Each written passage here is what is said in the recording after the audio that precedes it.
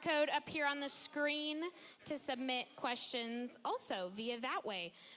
Before I invite the panelists up, I'm just going to do like a quick, brief overview, because the beginning of this series feels like it was forever ago, because it kind of was. So we're just going to go really quickly through the weeks while you guys are submitting questions to help refresh our brains, because I don't know about you guys, but like my memory is literally Dory. So, all right.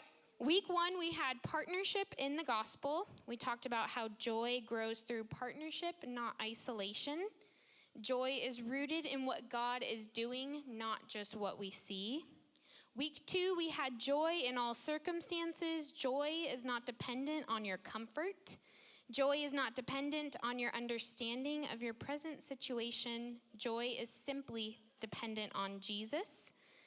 The next week, we had a life worthy of the gospel. So you choose joy by standing firm in what is true, by walking in unity, not isolation, by seeing struggle differently. And we walked away with just letting the gospel shape your whole life. The week after that, we talked about the mind of Christ. This was the week that we talked about there is comfort we receive in Christ, a comfort that gives us strength to endure. Not only does Jesus give us comfort, he is our comfort. And then if you guys remember, this is when we talked about the 4 marks of pride. That was a convicting week. We had a self-justifying spirit, a harsh and contemptuous spirit. I think this was Pastor Jamin. You brought a lot of conviction that week. That was really good. A spirit of separateness and a self-confident, dogmatic spirit. The next week, we had shining as lights with Pastor Ricky. He quite told us to suck it up, Buttercup. Is that going to come back again for Pan? I was like looking through these notes and I was like, hey, that's what we took away. Be a light that guides and brings joy. Then we talked about knowing Jesus. Guarding your heart and minds helps you to guard your joy. Having confidence in Christ keeps our heart aligned with his. And true sustaining joy can only be found in knowing Jesus. Then we talked about press on. This was PT brought the word. You got to put your past behind you. Press on together. Beware of those who are living for the wrong kingdom and press on for the long haul. We talked about peace over anxiety after that. Choose joy by bringing everything to God, by letting God's peace guard what anxiety attacks. Train your mind toward what is true. Bring your anxiety to God honestly. Ask God to guard what anxiety keeps attacking. Pay attention to what has your attention, and that the God of peace is truly with us all. And then last week was Pastor Gabe. We talked about contentment in Christ, how godliness with contentment is a great gain, and only a seasoned and mature heart can find contentment in every season of life. We talked about mature people manage tension well, they count deposits over disappointments, and they are generous with glory, greetings, and grace. Guys, that was 9 weeks of teaching. We went through all of that. Guys, that was a journey that we made it through. So good job, everybody. So now it's panel night. So I'm going to welcome up our amazing panelists. We have Pastor Amira, Pastor Johnnie, Pastor Jamin, and Pastor Ricky.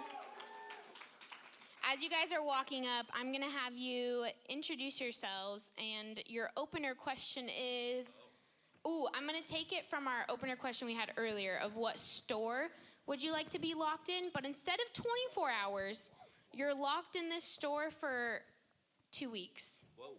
2 weeks. What store has to have food? So yeah, what store would you survive or like to survive 2 weeks water. in? Petco. Say your name too. Whoa, Petco. you can't eat the dog. No. No, I just like, be occupied. Like you can take care of the animals. Okay. Okay. That was He good. wants to say busy. What in the world? Good save. Sorry. Good job. What's your who are you and what store are you locked in for 2 weeks? My name is Jamin, and I said Petco because I thought about being able to hang out with a bunch of really cool animals and take care of them for 2 weeks so I didn't get bored, but I don't know what I'm going to do for food now, so Pastor Ricky. Hot dogs are good. Okay. Sorry. My name's Ricky. I'm the pastor over at Love Now Ministries here. It's great to see you guys. This is a hard question. If it's 2 weeks and there's people there helping, nobody said they couldn't be. IKEA, and I'd eat lots of meatballs. Someone already said IKEA. I was going to say IKEA. PJ was going to say IKEA. So you have to choose a different Okay, then, I'll choose a new one. Okay, how about, I guess Costco. No, people say Costco. Did I was everybody going say to say Costco? Costco. I think somebody, did somebody say Did Costco someone say already? Costco? Will you help Somebody us had to have said remember? Costco. Costco's the best. They have a lot of hot dogs. You can have hot dogs at Costco. Petco, Costco, they all end the same thing. Okay, yeah, I got you. Just I'm not in Amira. bold. I would also say Costco. That was kind of what was on my mind. So you can't say IKEA now because he already did. What do you got, PJ? What do I got? So I'm Pastor Johnnie. I'm the care pastor. Can people be there to help us? Yeah, they didn't say you could. Is it? It didn't say couldn't. Making food, maybe. I was confused. Okay, if they're there helping and bringing me food, the Lego store. Oh. Is there food at the Lego store? PJ, Are they No, I bringing said you if Lego people food? are bringing me Oh, food, they're then I bringing want he's the you door Lego. dashing Okay, every day. Door dashing every day. I'm here for it. Okay, yeah, that'll be fun. Those are so good. So we have Petco. Did you say, where did you Don't end up? judge me. Costco? Don't Costco. say it like and then where'd that. you say, Pia? I said Costco, That's a yeah. good one. Wait a second. then the If Lego he- store. If you, how can you? That'd How be come fun. you got to take Costco if he said it? Well, but then I told him I was going to do Costco and then Well, then I Can I was just I say, was I gonna regret do my IKEA. answer. IKEA This is is just the only like the question we're adult gonna get Lego to today, version. guys. This is We're the not That's doing any actually other what's questions, happening. just this one. Okay. All right. That's what And happens on when you're that not slow note, to these speak. are our panelists for the Hey, night. Give it good up for our luck. panelists. We're so excited. It's going to be a good night. I'm so excited. I You love should save your panel clapping nights. till later. I mean, I'm just saying. Okay, we'll do snaps. We'll do snaps. Just Panel snap. nights feel like a snapping night. It's a snapping night. Okay, first question of the night. We'll start off simple. Panelist, what helps you keep your joy daily? What helps you keep your joy daily?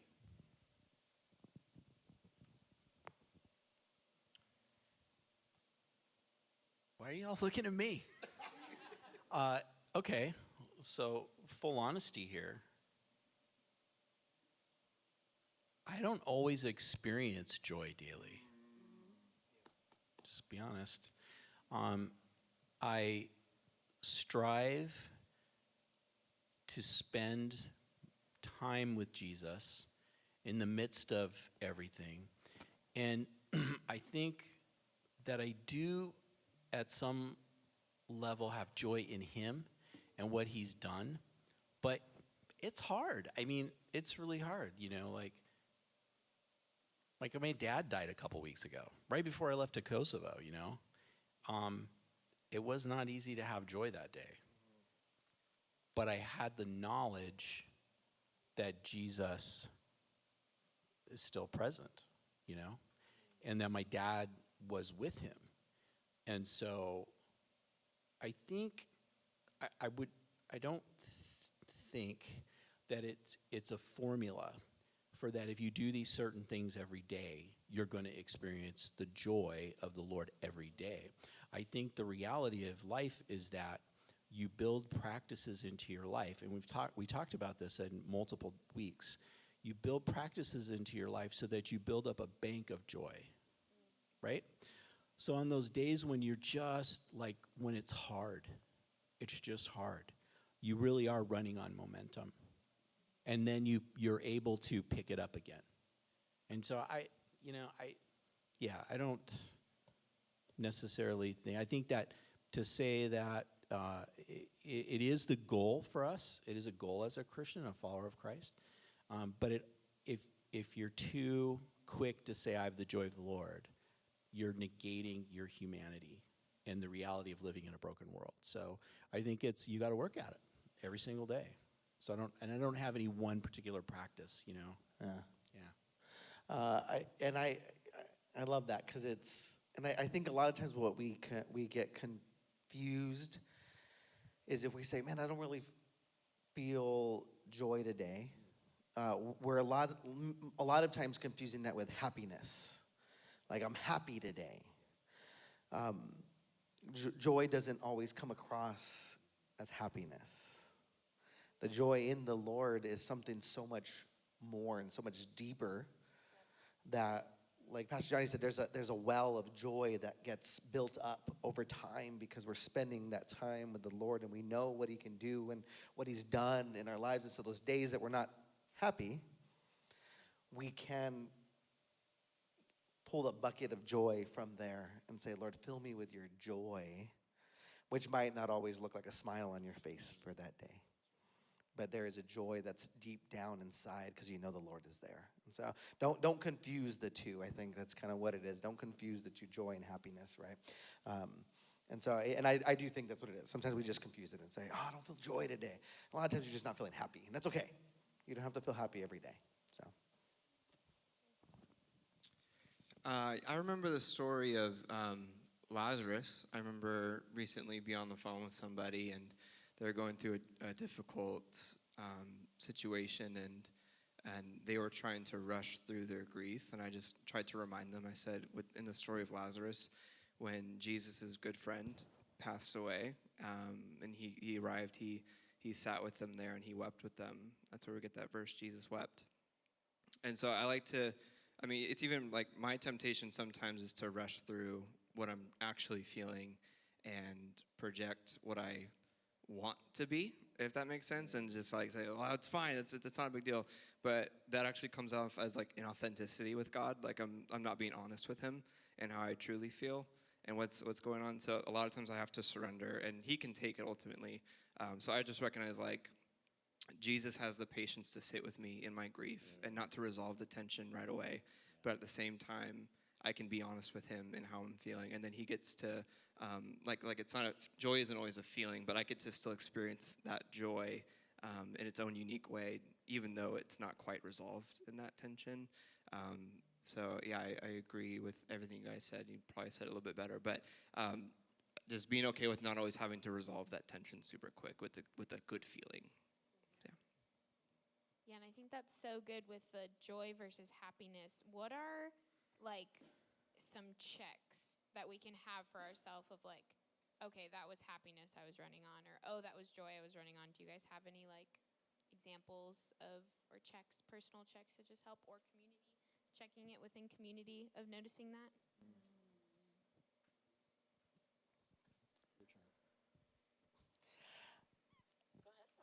Okay. I think a lot of times happiness is very, and I'm not saying this in a bad way, but happiness is very self-fulfilling. Like it's things that we're looking for. Like that, we get happy because it sometimes runs on a selfish kind of way. Now, not all the time. There's some good happiness for sure that the Lord brings, and there's some good stuff. But a lot of times we can see like, okay, is this making me happy just because it's something that I want? Because I know a lot of times as I'm following the Lord, I'm taking steps in faith with the Lord, he's sending me into things that I don't really want to do. And I'm like, Lord, I don't know about that. That's hard. That's awkward. That's weird. I don't want to go talk to that person. I don't want to go do this thing. This is a hard thing for me to do. And so sometimes that happiness I don't feel in that moment because it's not what I want. And so sometimes I think it's checking that, like, all right, if you all of a sudden you're like, man, no longer do I feel that joy. Maybe it's just something because it's not fulfilling an expectation that you had about how you should be in that moment any longer. And you can say, okay, Lord, was this just my expectation, or was this something that you wanted me to be stepping into? And I think that'll kind of start delineating a little bit in your mind, like, oh, I was just doing that because it was fulfilling something in an expectation inside of me that I wanted, when in reality, God really wanted me to go over here, and this will bring me true joy, right? So. I also think happiness is like kind of objective. It's more fleeting because it's normally attached to a relationship or a promotion or a whatever. And so I think joy is linked, as even Paul shows us, with contentment. So there's a deepening, there's an anchoring that you have. Not that you don't experience happiness and not that it's bad. Like we want, there is a beauty of being happy. But when you think of the joy of knowing Jesus, or the joy that the Apostle Paul continued to reiterate, he kept saying, regardless if I have much or little, that joy could remain because it wasn't based on these things that come and go. It really was anchored and founded in the one thing that stabilizes us. And so whether if our emotions go up or down, we can still have that joy in Jesus. So, yeah. Yeah, I like that it comes and goes. Happiness, it's fleeting. It doesn't last. Yeah. And joy's a choice, right? We choose to have joy in the Lord. So I can choose to have that even when things are bad. Right. Happiness doesn't usually come in the midst of hard things, usually. It's good. That's so good. So good. So kind of on this idea of joy in difficult circumstances, how would you handle walking in the joy of the Lord and the joy that Christ gives us amidst people who maybe don't understand it or maybe don't have it, and they may be confused about it? How do you walk in that joy amongst unbelievers, essentially?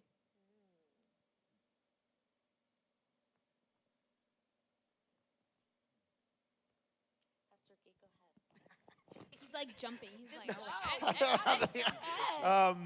Yeah, this is the place where I know every single one of you has a sphere of influence Come on. that none of us here or even any of the people around you have. Each of you have an individual sphere of influence that you get to reach people that no one else can. Now, when you're in that sphere of influence, when you're in those places, whether it's at work, whether it's with friends outside of here, whether it's at school or whatever you're doing, there's people around you. And the best way, the very best way to show people the joy of the Lord is to live out the joy of the Lord. There's rarely anything I can tell somebody and be like, let me just tell you about this joy. It's such a grand, huge idea because it's rooted in the very depths of love, who is Jesus. And without Jesus, that true joy is really untouchable. And so if you just try to explain this is how you have joy is to bring Jesus into your life. And so a lot of times it's hard to listen to that, especially as somebody, maybe it's a non-believer that you have as a friend or somebody else that doesn't really truly understand it. Man, show them through your actions, through the way that you treat them, the way that you love them, the way that you treat them with grace and mercy. Like through that, people look at them and they go, I want that. And you're, yeah, this is joy, that's why. And they're like, how can you be like that even in the midst of the hardest things that you're going through? Because I have the joy of the Lord. He's with me. And when you treat people, and when you serve people as loved children of the Lord, even if they don't know him, they start thinking, man, that's something that I desire and I want. Can you show me how to have that? And then through the Lord, that's where that joy is going to come from, right? And so lean into those fears. I say lean into those places where you know people don't know the Lord. Maybe they don't understand the joy that you're experiencing. Like, I just want you to know. Then live it out even more in front of them. Live it out in front of your enemies. Pray for those that just get you frustrated and angry. Pray for them every day. And then when you're around them, that joy is going to come out. And they're going to be confused. Why? Why are you treating me so nice? Oh, it's not me. It's all the Lord. And so let that joy exude from you, right? That light just shine out of every pore of your body so people are just confused and like, I want to know that more. I forget who says it, but there's someone, it's kind of controversial, but somebody said to preach the gospel and when necessary, use words. Yeah. So however you feel about that, but I think the idea is true, like that our actions really do speak louder than our words. So, I mean, we are to be able to give an account for the faith that we profess and that we believe. So to be prepared to speak and share with somebody is necessary. But I think the harder thing to do is actually to live out what we're saying and what we believe. And so if you can just be consistent in that and just living and focusing on just like responding to Jesus and whatever that is, I think people are watching, especially unbelievers. I always tell my students this. I said, whether you feel like it or not, people are watching you. They're watching the way that you respond. They're watching the way that you react, the way that you treat the teacher when everyone else is like dogging on them, the words that you say.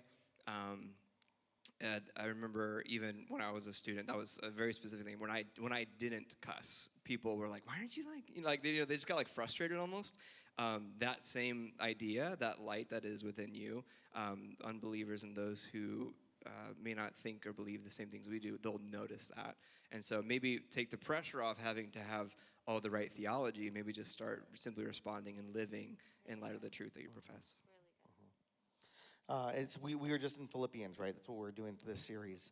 And in chapter 4, verse 8 and 9, it says, "Finally, brethren, whatever things are true, whatever things are noble, whatever things are just, whatever things are pure, whatever things are lovely, whatever things are of good report, if there's any virtue, and if there's anything praiseworthy, meditate on these things." Now, verse 9, "The things which you learned and received and heard and saw in me, these do.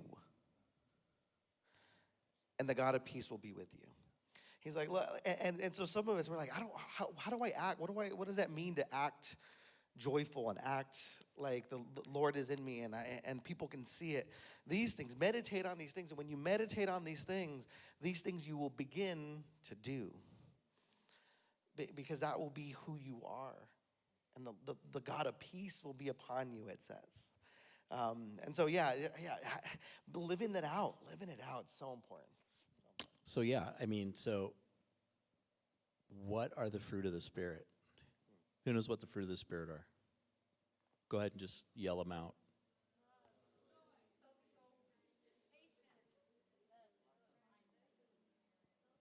Yeah. If you are growing in Jesus, the fruit of the Spirit will be evident in your life, which goes to kind of what Pastor Jamin was saying about you don't have to have the right theology to have the joy of the Lord. But the choice to have joy in the Lord and not joy in the world or joy in accomplishment or joy in other things should be resulting in you being transfigured into a person that exhibits these things. Because people who don't know Jesus, they can identify these things. Now, they may not identify them and understand them the way that you and I do, but they'll see that in you. And that gives you the opportunity to talk about, well, it's just a work of God in me, and that can lead to other discussions, right? And so sometimes, it's easy even in my own brain to mix up joy and happiness. I have to stop and remember, it's not the same thing. It doesn't look like the same thing, but it does look like these things outside. Testing what you see by the fruit of the Spirit is always a good way to know what's going on. Okay, and can other people see it in you? Yeah, you can show people the joy of the Lord just by living these things out and becoming this person. That's so good. It's like, I remember I was listening to a teaching a couple weeks ago, and it's like, listen, fruit, you don't eat your own fruit. The fruit is for those Bingo. around you. That's right. I was like, an apple tree doesn't enjoy its own apples. Correct. It's for those around you. And so I think in community, that's often a good check of like, am I walking consistently in it Yeah. to have it? Yeah, these things all benefit others when you really think about it. Yeah. Right? Yeah. Last week, we really unpacked contentment, and we have quite a few questions coming through on it. Thinking about being content, how do you choose contentment and walk in contentment with God in a season of waiting and uncertainty? Or what does that, to take that even a step before it, what does contentment even look like in a season of waiting?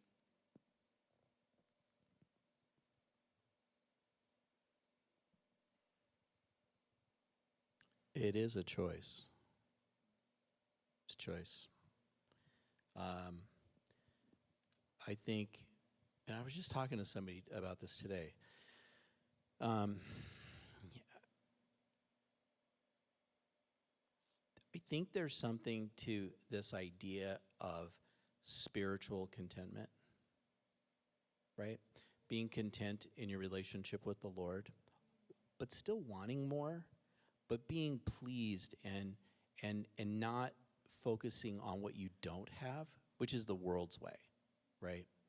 God calls us to be satisfied with what he's given us. And so that can also be satisfied with him and how he manifests himself in our life. I don't believe, well, let me say this. our culture says you can't ever be content, right? You got to go for more. You got to strive for more. You got to get a higher degree. You got to get a better job. You got a bigger house, a bigger car. The problem with that stuff is there's always more. There's always more. And it's never satisfying because it becomes a substitute for what we're really looking for, which is true contentment in the Lord, right? And so I'll just say, I don't think there's anything wrong with desiring something, as long as you're not coveting it. Are you worshiping it? Like, will you be destroyed if you don't get it? That's where you've crossed the line. But to say like you want to be educated because you want to do a job that can benefit people or take care of your family, or you want to get a better job because you want to take care of your family, or you want a better car because your car's breaking down all the time. Like, that's not the kind of thing we're talking about. Can you be at peace wherever it is that God has you in the moment? And again, it's a choice, right? It doesn't matter what's going on around you. It doesn't matter what the circumstances are. You can still be at peace with God in that. And I'd love to tell you I got that nailed, but I don't, okay? It's a constant fight. It's a constant choice every day because I like shiny new things. I like fun stuff, you know. I like to do whatever, but man, but again, we're talking about a lot of choice. You have choice with the Lord. You have to choose it. It's not Tinkerbell. You know, he's not Tinkerbell with fairy dust. We're going around, oh, well, you get some here and you get some here, and oh, good luck. Well, you didn't get any today. No, every single person in this room can choose to be content in the Lord and where you are in life. Every single one of you has the same ability to do that. I can't even frankly imagine I can't even actually imagine what it would be like if even a quarter of Christians were truly content with what God had going on in their life. I think it would be crazy how impactful the church would be and how impactful our witness would be, truly. Yeah, I think choosing contentment or a lifestyle of contentment is really a life of surrender. And I don't think it, like Pastor Johnnie was saying, it's not bad to have wants or things, but really like, Lord, and especially me, I'm an idea person. So every day it's like, Lord, I think this would be a great idea. How about we do this? And this might sound good. And it's like, but Lord, truly, like, your will be done. Just because I have this idea or this hope or this desire or request, I'm not going to put that above you because I know that you have what's best for me in my heart and mind. And so it's really managing that tension and holding it all loosely of saying, Lord, these are real things that are going on in my heart. These are real things that I'm waiting on. There are real things that I have a desire and a hope for, but I'm not putting that above you. And I always know when it's misaligned in my life, when I feel like agitated, that it's not happening in the timing or way that I want. And I just wonder how many of us, myself included, when I've missed where God has answered a prayer, but it looked different than I wanted. And so I've actually been discontent with his yes because I wanted him to send the boat when he's like, I got the plane for you, girl. It's a whole plane, you know? And so again, living that life of surrender, Lord, you know what's best for me with where my maturity level is, with my skill level is, with everything that's going on in my life and what you know is going to come in 5 years. And I'm going to surrender what I think is best to what I know that you know is best. And so that's what I would add to your really great words, yeah. That's so good. So good. I want to give one kind of hopefully very practical thing as well, okay?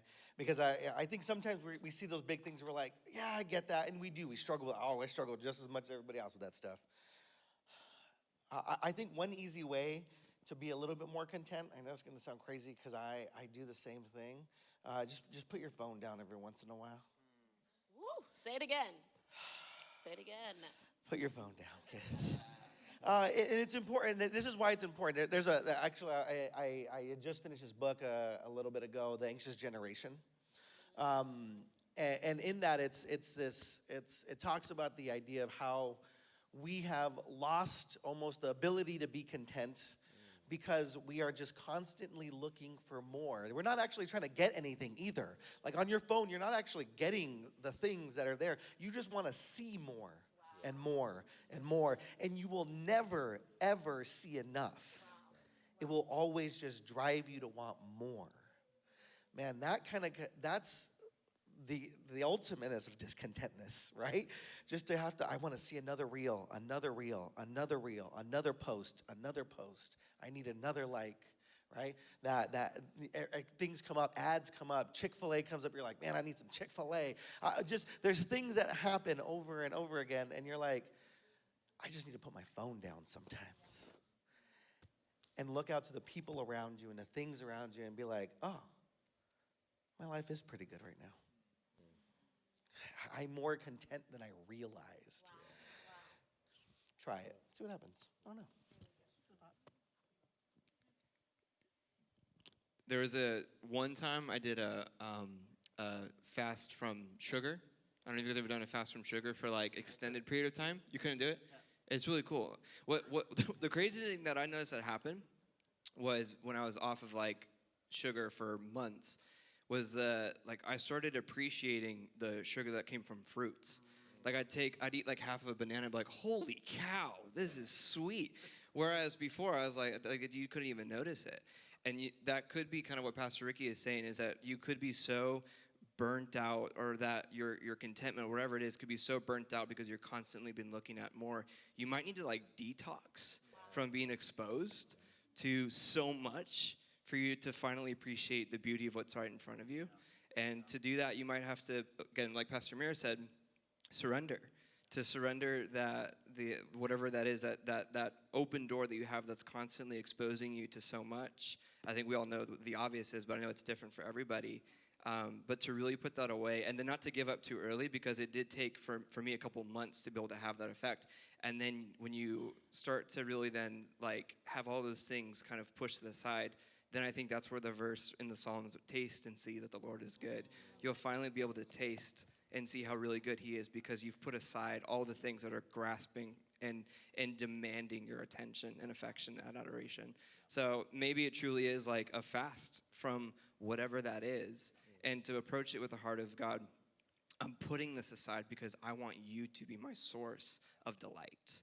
And I no longer want to be putting you second or coming to you for scraps or for dessert. I want you to be the full meal. So maybe that's a word for, I don't know, maybe we should all do a fast together. I don't know if that's in the cards, but let's do it. That's so good. I'm thinking of just the danger and discontentment now of like how much you can truly miss when you're focusing on your discontentment, rather when you're like, look at all God has given me. And now I'm going to say what I know every young adult is thinking: fasting from social media, FOMO. How do we handle just the fear of like, I'm missing something? How do we walk through that?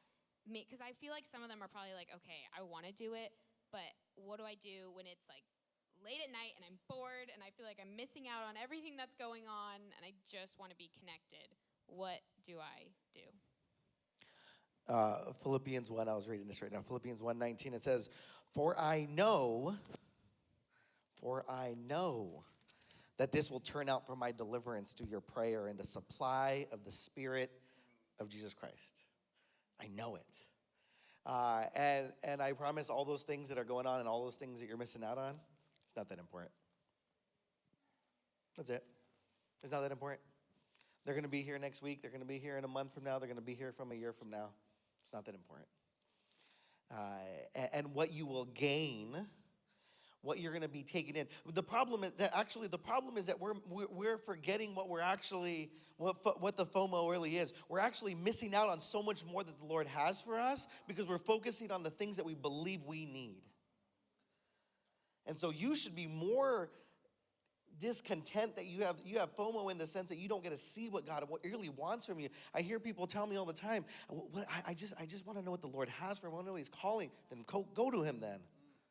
Put aside all the other things that you're worried about, that you're worried that you're going to miss, and go to the Lord so he can actually show you what you're actually missing. I think he's waiting right now for you to say, I'm going to put this aside for a moment so that I can really show you who you are.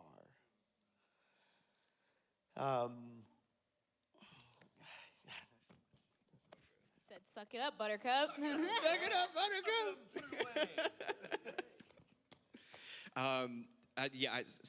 Surrender. We become so scared of what we will lose, but don't realize what we're actually going to gain.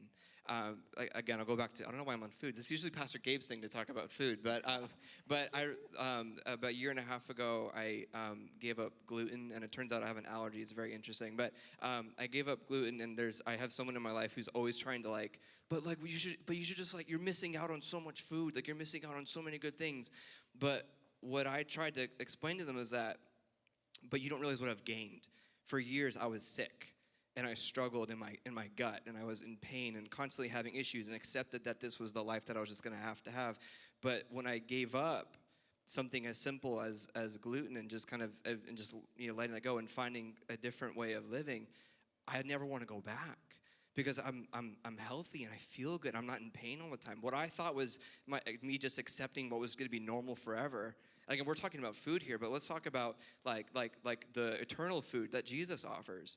Yeah. If we were to surrender what we thought that was just going to be our forever, and to realize when we taste and see the Lord is good, you're not going to want to go back. I don't want to go back to that. I don't want to go back to the what I thought was everything when I've tasted and truly seen the goodness of the Lord. So, but what if I love what you said, Pastor Ray. What if what God actually has for you is better than what you're holding on to? And I love how in Hebrews 12, verse 11, and I think it's so good, but sometimes we just need to be disciplined to do the thing we know we need to do, right? And so in Hebrews, the author of Hebrews, right, for discipline, no discipline seems to be joyful for the present, but painful. Nevertheless, afterwards it yields the peaceable fruit of righteousness to those who have been trained by it. Some of this, just like Pastor Johnnie was talking about, that fruit of the Holy Spirit that we can grow in as we choose to press into the Lord, as we choose to abide in Christ, as we choose to maybe obey and take that 3-month fast from sugar or social media. If anyone tells you they enjoy fasting, they might need prayer. You know what I mean? Really, it's not, there's some times where you fast and it's yo, Lord, this is hard. And it's not enjoyable for the present, but the fruit that it yields, as you look past the pain and look to the joy that's to come, that will help you endure that season. And so I think that's so great. And remembering the why. There was a quote that I read the other day. It said, when I let go of who I am, then I start becoming who I am called to be. And there was this idea that it's experiences that we're missing, not information, that causes true transformation. And so what experiences are we missing because of the information we're trying to get so often? And what transformation are we not getting because we don't want to let go of who we think we are? Good. It's so good. I know that this topic has come up a bit, surrender, the idea of surrender and allowing in order to receive the contentment, walk in the contentment, you have to surrender. What does surrender look like for you guys? What does that mean to you with God? And how often do you have to do it?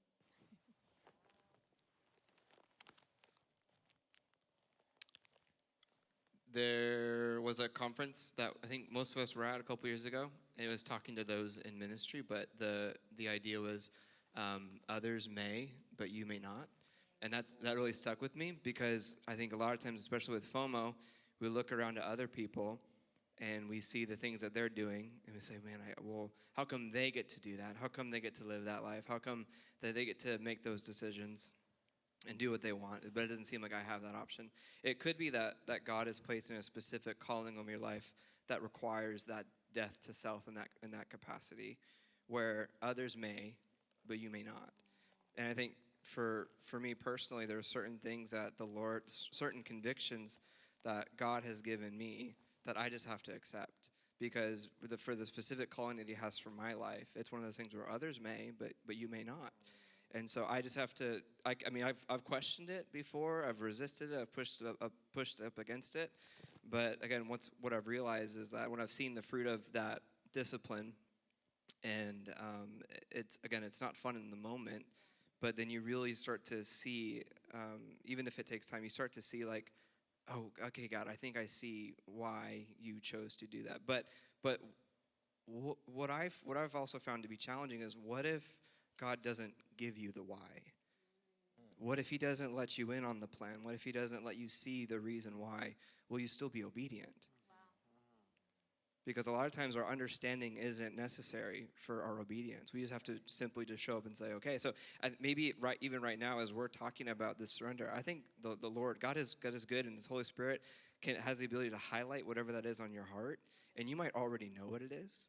And you might just be looking for the reason why. He may not give it to you right now. It may not be for years, or it may not ever be. But do you love him enough to say, God, I trust you. I trust your character. I don't understand why I have to give this up. This could be a significant other. It could be a specific show you watch, a book series that you read, a platform that you're on. Whatever it is, you may just need to say, God, because I love you and because I trust you, I'm going to say yes to you. And that's the hardest part, even if you don't really know what the reason why is. But even though others may, maybe even if it's Christians and they get to do those things, others may, but maybe you may not. And we just have to say, okay, God, I trust you. But that's surrender, right? That's why it's uncomfortable, because you have to give it up. You have to let go of it. But what I found to be true is that on the other side of surrender, there's always blessings.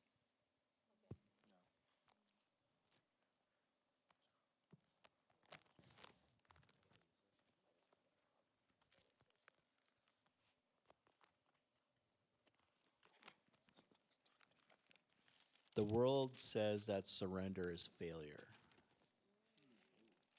You lost the battle. You were insufficient for the task.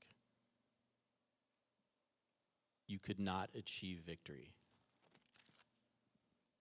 The challenge for the Christian is that we worship a God who has a kingdom that is completely opposite of what the world says. So we surrender and we win. Jesus surrendered himself on the cross and was looked at as a loser. Okay? He was. He was looked down on. He was spit upon. He was treated as trash. And by the world standard, yeah. The only problem with that is that he walked out of the tomb and he changed the game. So if we want to follow a king in an upside down kingdom, then we have to reorient our brain. And in order to have what he has to offer, we have to, again, here it is, make a choice to give up the things that would be easy to grab now and wait for the things that he would have for us. It's just, it's just not easy or attractive, right? Do you want to have just enough to get by your whole life, even though the Lord is going to give you everything you need? I was talking to a guy this morning. It's the same way I was talking about the other thing. And he's in the middle of a ministry transition from ministry in another country to a new season. And one of the things we talked about was he's seen all of his friends, his peers here in the United States. They're all starting to, buy houses and have families and cars and jobs and plenty of money to do all kinds of stuff. And he struggles because the enemy keeps throwing it at him. The world just keeps throwing at him that he doesn't have those things, And the discussion ended up being like, be joyful, brother, because you are moving the ball down the field for the kingdom. And he'll give you those. He'll give you the things that you need. So stay humble in that and realize that you got to give that stuff up. So you remember, you're We're not Republicans, we're not Democrats, we're not independents or libertarians, we're monarchists.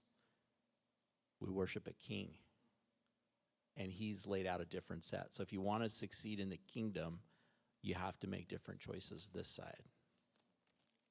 And surrenders every day. Every single day. It's just a choice that you're going to do it. So there is no magic. It's hard. It's hard work sometimes. So. But going back to Hebrews, we don't have a high priest as unable to empathize with our weaknesses, but one who's been tempted in every way as we are and yet did not sin. So we get to find our consolation in him, right? The one who understands your weakness, your pain, your suffering, and yet he conquered those things, and you get to put our hope in him. So I think for young adults, we have a hard time, a very difficult time with comparing and seeing where others are at and wherever they may be in their life with buying a house, having kids, or they're in a relationship, or they got engaged. Like sometimes it pops up on Instagram, and you're like, oh, 5 people just got engaged. Okay, I still don't know who's the one. What would you say to us when we're like, I just want to be there. I just want to figure it out. And sometimes I hear like, is God mad at me? Did I do something wrong that I'm not there yet? What would you say to us?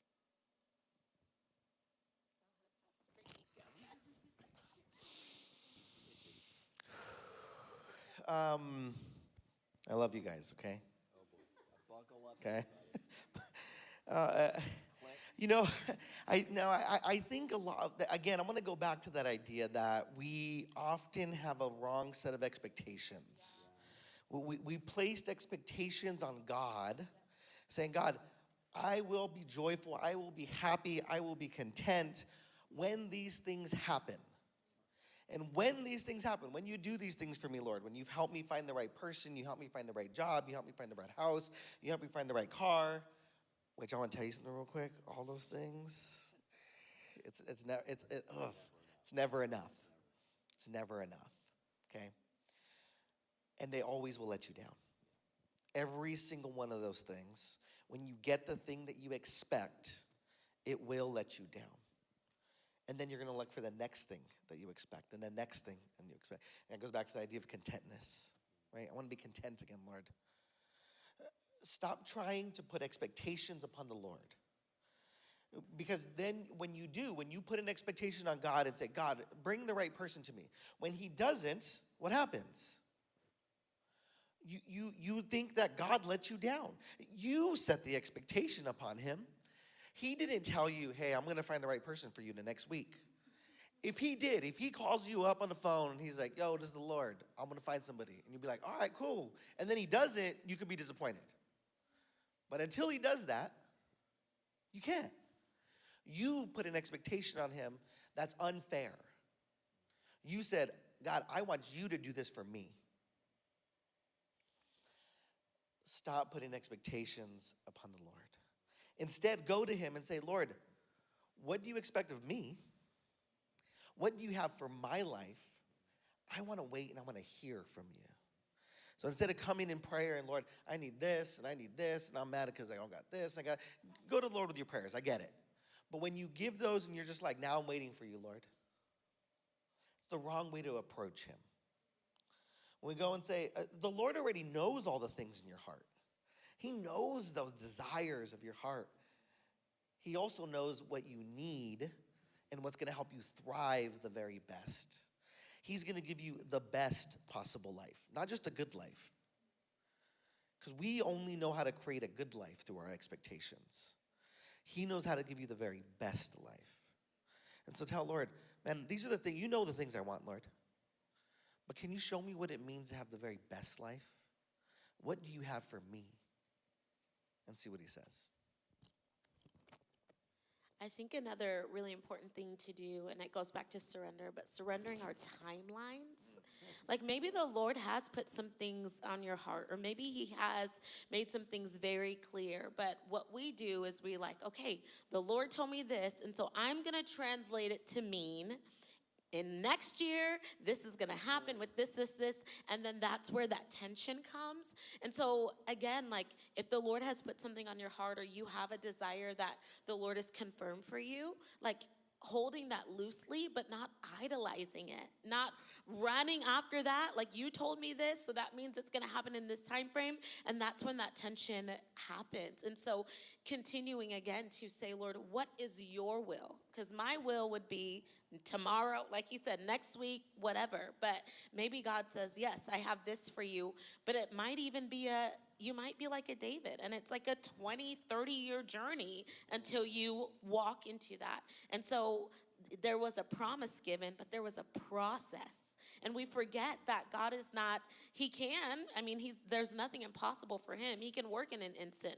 But oftentimes there's a process that's aligned with whatever that promise or that word or that thing on your heart is. And so being willing to walk out that process, being willing to simply respond with the humility, or with choosing to walk in forgiveness, or with choosing to surrender, again, your timeline or the way, and trusting him even in those details of it.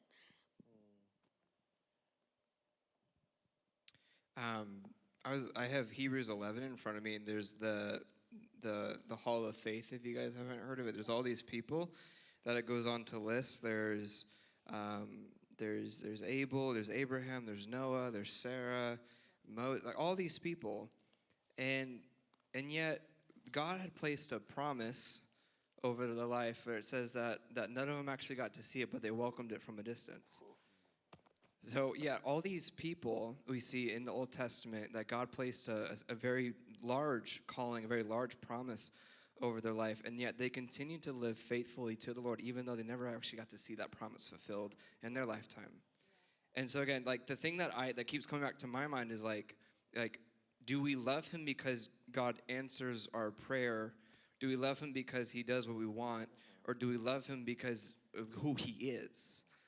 Do we become so consumed with like what we can get from him that we forget that Jesus is actually the prize himself? Yeah. That's what I'm kind of sitting in here, because I can't imagine these people in the Bible with such great promises, like and the way that they had to live, constantly just hoping and waiting and trusting, and yet they never actually got to see it, but they're in the Hall of Faith. Yeah. And so like maybe this is your waiting that you're in is the process of God detaching your heart from the idols in your life and inviting you to truly see how beautiful he is. And even if all Jesus did for you, and I say this very in tongue-in-cheek, if all Jesus did for you was die on the cross for you and save you from yourself and your sin and hell, would that be enough? Would that be enough to truly follow him? And again, I say that tongue-in-cheek because we know that that's not all.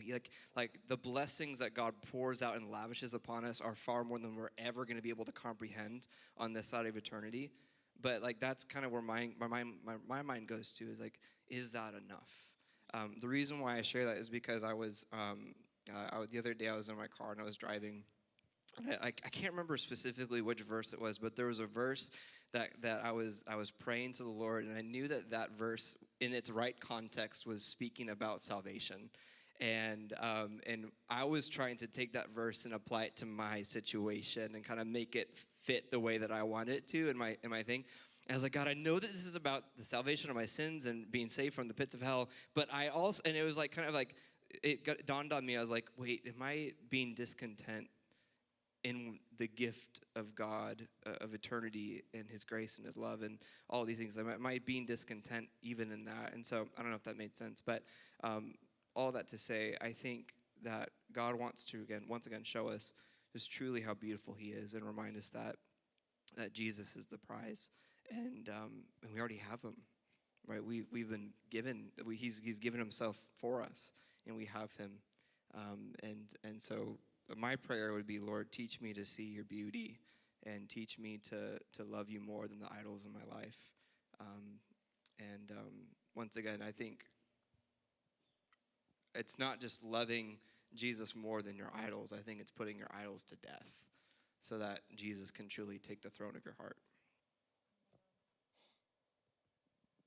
I think for maybe not in a season of waiting, but in a season of just where things are going maybe the complete opposite way of where you're wanting it to go. We've gotten a few questions about that, of just when you're in a season of things are just not going the right way, how do you keep going when you're maybe starting to lose hope or you're starting to lose the joy? What do you do in those seasons? You know, that's one of the things, one of the times when you have to ask yourself, what do you actually believe about God? Yeah. What do you think? I mean, do you actually believe that he has plans for you? I was just reading in Jeremiah 29, right? Everybody knows 29:11, right? For I know the plans I have for you, right? To give you a future and a hope and all these things. In 29:10, it says, you're going to be in Babylon for 70 years. And then I'm going to come because I have a future and a hope for you. Are you content with the 70 years? A lot of those people that received that did not make it. They didn't make it. They died. Their entire lives, and they died.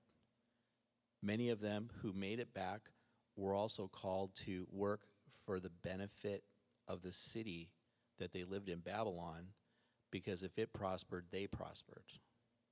So they living in exile, nowhere where they wanted to be, and God was calling them to something very hard, you know? And so when things don't go your way, you really have to ask yourself, what do I believe about God? Is he there to serve me, or am I there to serve him? Do I have this right?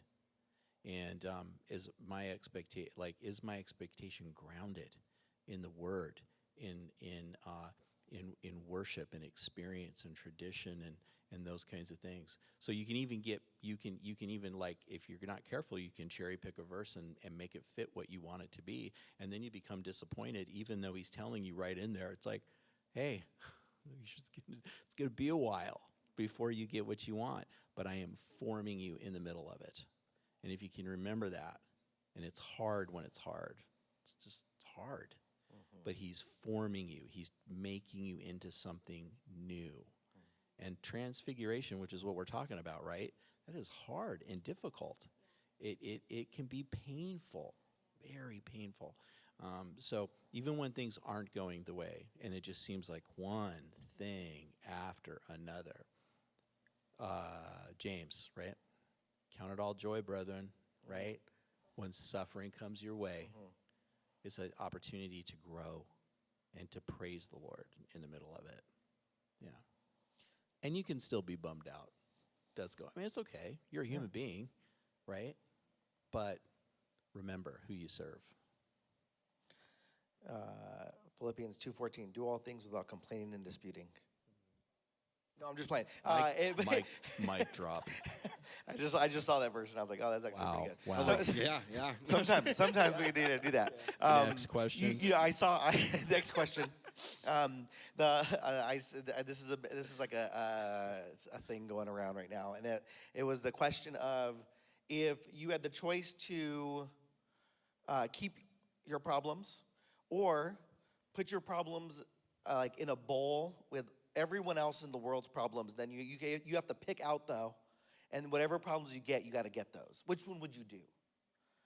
And I was like, oh yeah, my problems are bad, but there's some bad stuff out there, right? Like, you're gonna keep your problems kind of. Most people at the end of the day are like, oh yeah, they're bad, but they ain't.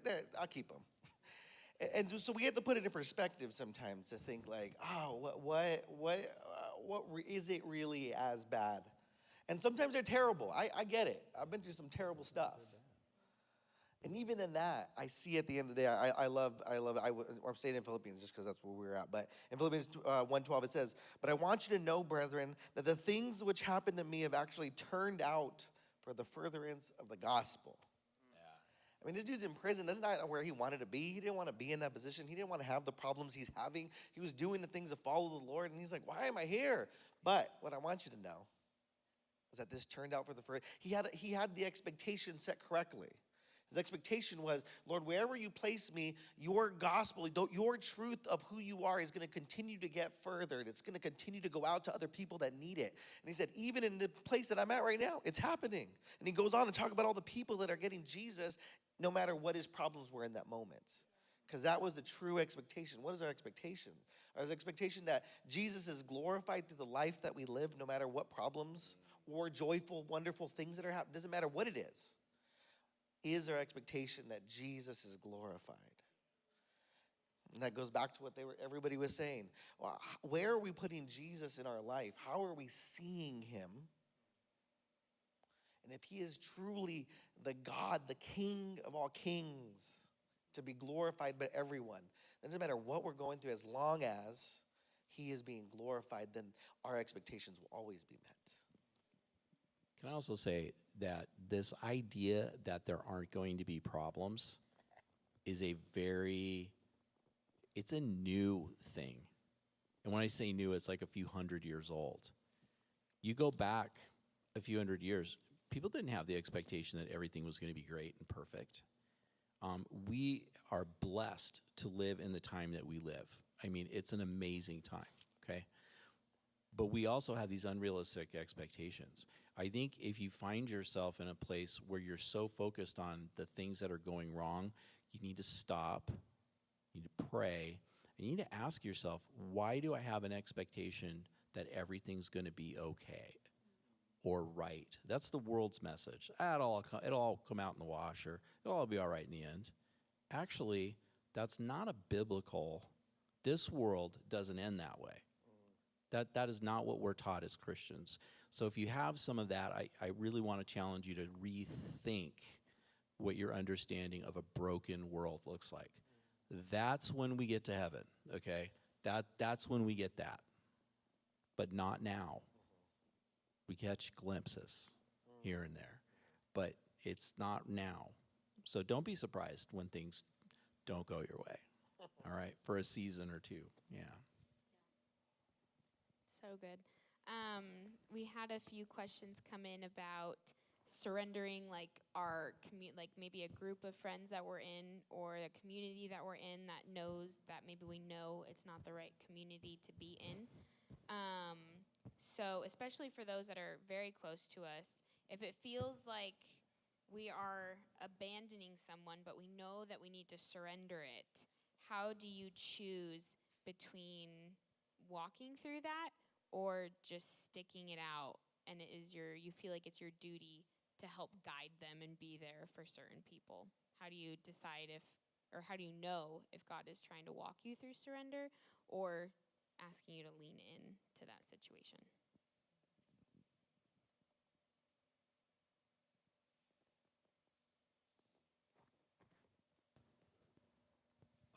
Okay, I'll go. The care guy should do that one, I think, yeah. Our care pastor, take it away. It's never easy to let go of a group of people, okay? There's this understanding, and I've heard it in lots of different places. I've heard it in the church world, but I've also heard it in outside the church world, that you will become an amalgamation of the 5 people that you spend the most time with in your life, okay? So you're Christian. Well, number 1 should probably be Jesus, right? And then you need to surround yourself with people who help you become and be more like Jesus. I mean, you find people that make it easy to choose the Jesus way. I mean, like, this is rocket science, okay? It's actually, you find those people that help you make it easy to follow the Lord. There are going to be people in your life, family and not family, okay, who are toxic. They're not in a place to receive the Lord. They're simply not. And I'll talk about the extreme here. I'll let my more learned friends talk about the others. But in those extreme cases, you have to ask yourself, am I going to be impacted and influenced more than I'm going to impact and influence them? Like, you have to ask yourself that question. And you also have to remember that you're not Jesus. You don't save anybody. You provide a witness of what it looks like. That's what the fruit of the Spirit that we talked about earlier.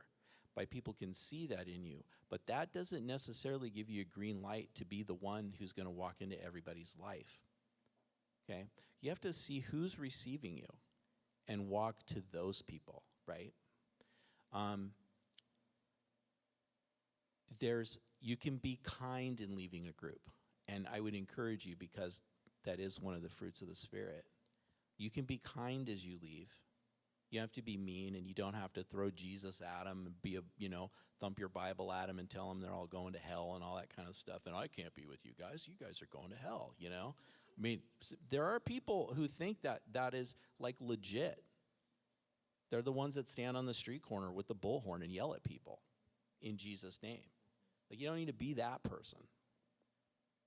But you can begin to disassociate yourself. And I would encourage you, like, if there's no opening, if you have tried and tried and tried, and you've used words as well as actions, and you've loved and done, if they're not going to receive and it's bad situation, you need to extricate yourself from that. It's just you every single one of you in here knows how to get out of a group. You all do. Okay? But you need to be kind and loving, and you need to pray for these people as you leave. They shouldn't leave your prayer space. They should be in there all the time. But not every group is good for every person. Some plant, some water, some harvest, right? You may be praying for the people who are going to do all three of those things in somebody else's life. And it says in the Bible that, right, a prophet is not received or accepted in his hometown, right, in their hometown. You may not get to be the one to witness and win over the people who are closest to you and know you the best.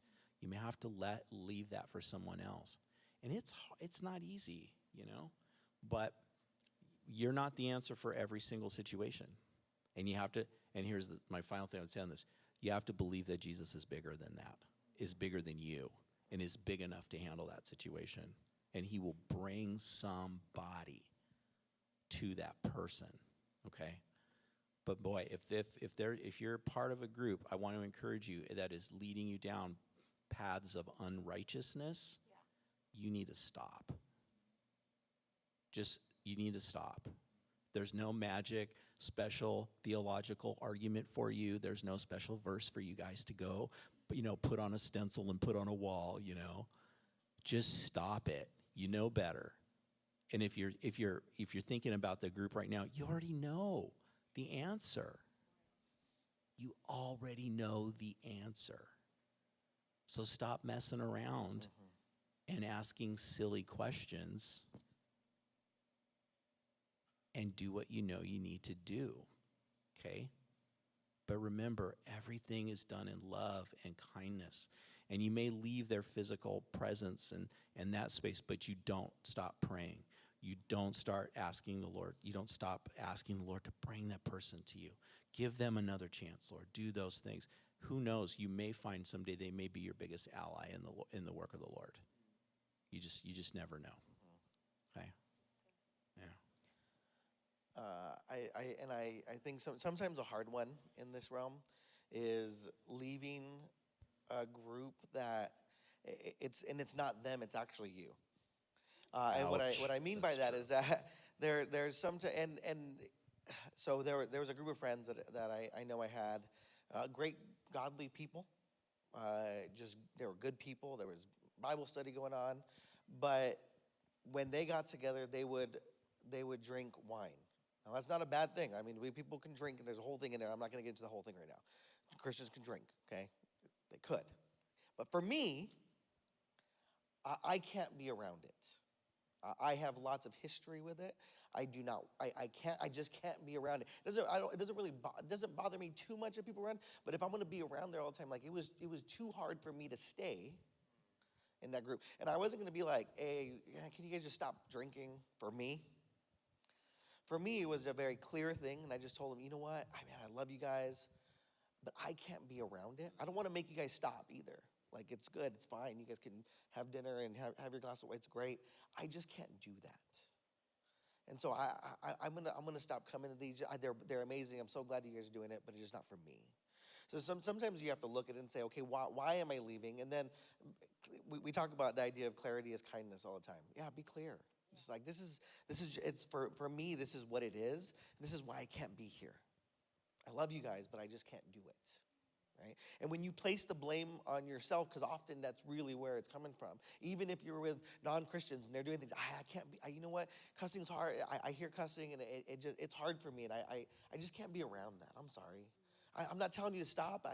Do your thing. I just can't be around that. Like it's okay to be clear with people, and people understand that most of the time. Doesn't always turn out great. But I think if you're clear in the things and checking your own heart, like, why am I leaving? Am I leaving because I think they should all change? Or am I leaving because I know I need to change?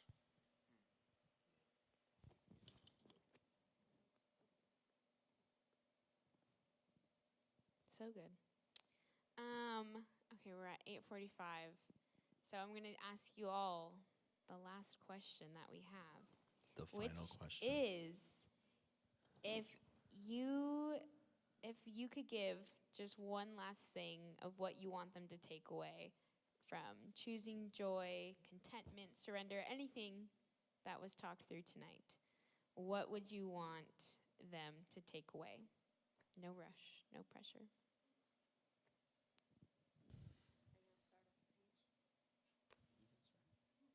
Do you want me to start? I would love for you guys to take away, to be honest, just contentment or trusting the process. But my prayer for you guys through this series and after this series is that you wouldn't lose heart in your faith. That this journey is beautiful and rugged and messy and beautiful and glorious and challenging, and so that you truly wouldn't grow weary, your hearts would not grow weary, and that you wouldn't lose heart in the seasons where it doesn't feel like joy, or it doesn't look how you expect, or things aren't aligning in the way that you would hope, but that you would allow that to be an indicator to fix your eyes on Jesus, to really focus on the right thing. Because when we look to him in the joys and in the valleys, Hebrews tells us that looking to him helps us to not be discouraged in our souls. When we remind ourselves of all that he went through, the extent that he gave, the things that he gave up for us, then it actually is an encouragement, and it actually can lighten our hearts and put our challenges in perspective. Now, it doesn't lessen sometimes the weight of the season. It doesn't even change the season at times, but it helps us to remember that we're not walking alone and that we're not walking in vain. And so that really is my prayer for you to take away, to not lose heart, that none of this is wasted, what you're going through, and that truly he is for you.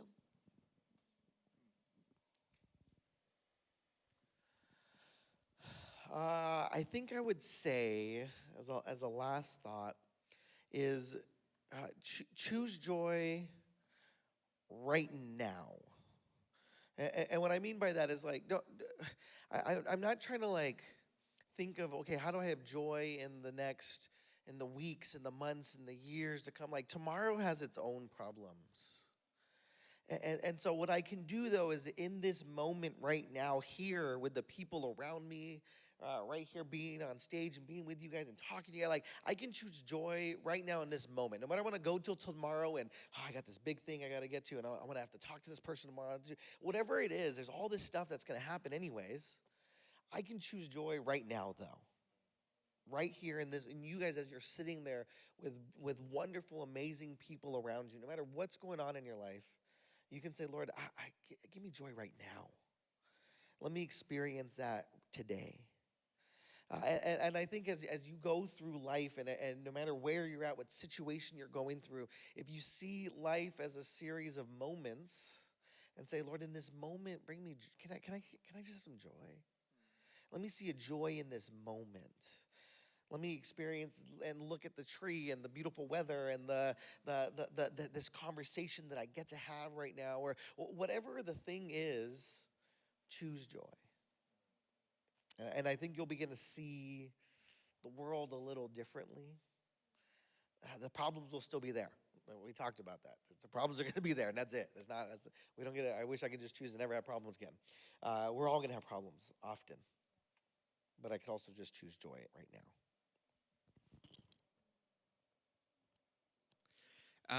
For me, there's one story that's been kind of sitting in my mind as we've been talking through these things, and I sense that surrender is a big theme for us tonight. And what specifically the word that came to mind was wrestling.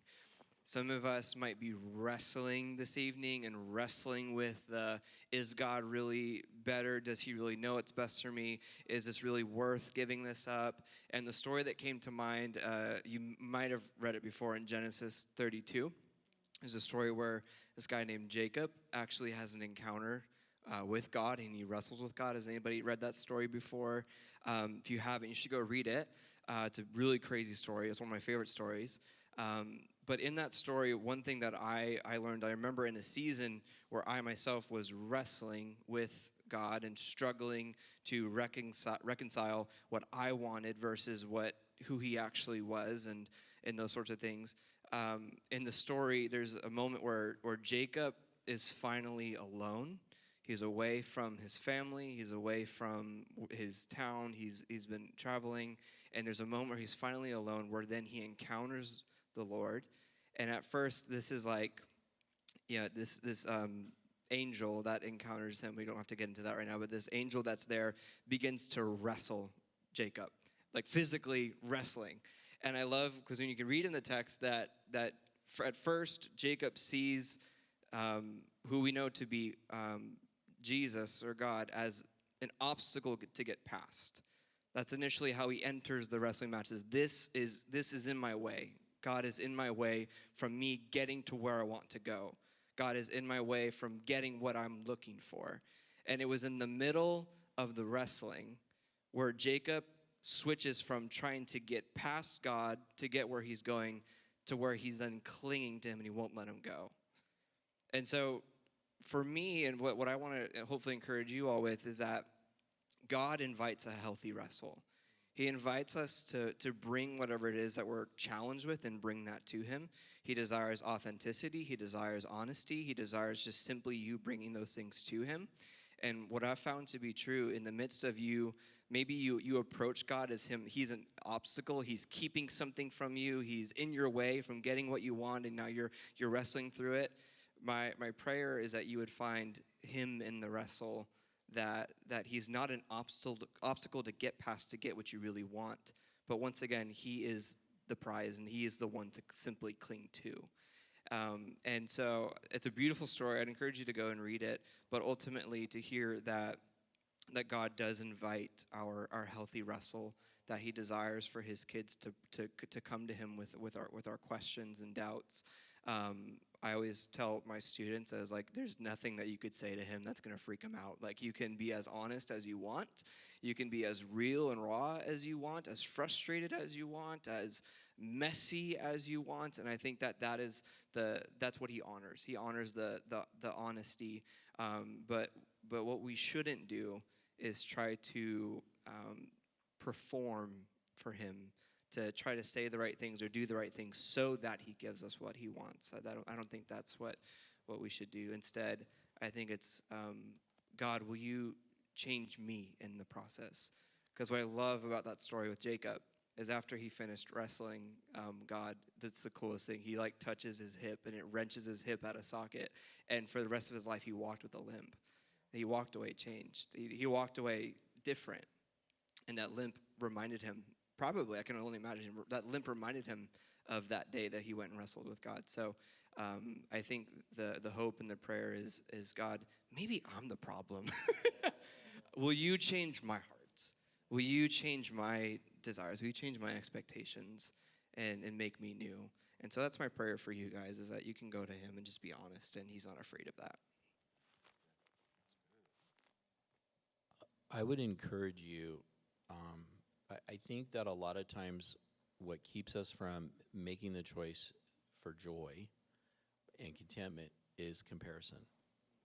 Okay, and I remember being taught when the Lord called Mary and I kind of back to his way was that comparison's a sin. Because you're doing, and what we tend to do within our brokenness is we then elevate somebody else's thing that God's given them, and we devalue the things God's given us. So whether you walk out to the parking lot and you fumble with your keys to open your door, or the guy next to you rolls up in a nice car and he opens up his door because he's got a key fob in his pocket, and it's as simple as that, and you're like, man, I wish I had that. You literally have just you've compromised yourself. You have compared what God's given you to what God's given somebody else. And you don't know why God's given that to him or her, or why he's giving you what he's given you. And so it just makes it very difficult when we're so focused on what we don't have. Because choosing joy and contentment is an actual recognition and a praise of what we do have. Right? So I would really encourage you to not compare. You know, it doesn't matter if somebody's got 3 lenses on their phone or you've got 2. But literally, we do that stuff. You know it, don't you? We all do it. And what happens is we're now focused on, I got a phone in my hand, $1,000 phone, that people in other parts of the world, they don't even have $1,000 for their entire year for their family. And I'm carrying this thing on my pocket, and I'm ungrateful because I'm going to get the next one that comes out in 6 months or whatever. And so then what happens is it just sets up this spiral because of our brokenness, that we stop loving Jesus. And then when we're not really, we will not choose to have joy in the midst of suffering. We won't be content. And so I just really want to encourage you. I'm nowhere near perfect in this by any stretch of the imagination. But with some age and some time, and having gone through several cycles of acquiring and losing and acquiring and losing, I've been able to look at things and realize, you know what? All that stuff goes away in the end. And now at almost 60, I can look and be content with where Mary and I are and what we have and what's happening, even though I might wish something might be a little different. But it's just not important anymore, and it's not comparison. It's, I don't care what somebody else has. It doesn't really matter anymore. So I would just encourage you in that, because again, this is a choice. That's another thing that keeps coming up. This is a choice. You have a choice. Just like choosing Jesus. You have a choice. You didn't have to accept him, but you did. Yeah. You did. And so why don't you choose to have all of it, all of him, okay? So that's my encouragement to you tonight. That's so good. Pastor Amira, would you pray to close us out for tonight? Lord, we thank you for the opportunity to be encouraged and challenged, and just really hear different ways of what you're calling us to in this season. I thank you for these young adults. I thank you for these 9 weeks of really unpacking what it looks like to choose joy in good seasons and in hard seasons.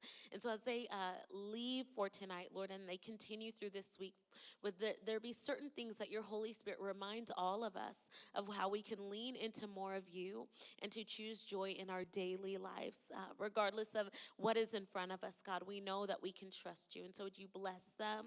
Would you keep them? May they know that you are so well pleased with them, and that your love is not contingent upon how well they're choosing joy that day or how well they're not, Lord, but truly it's contingent upon what Jesus has already accomplished in his death and resurrection. And so we thank you for that, and we give you all the glory and all the honor. It's in Jesus' name we pray. Amen. Can we give it up for our panelists? Thank you, guys. All right, they're going to stick around.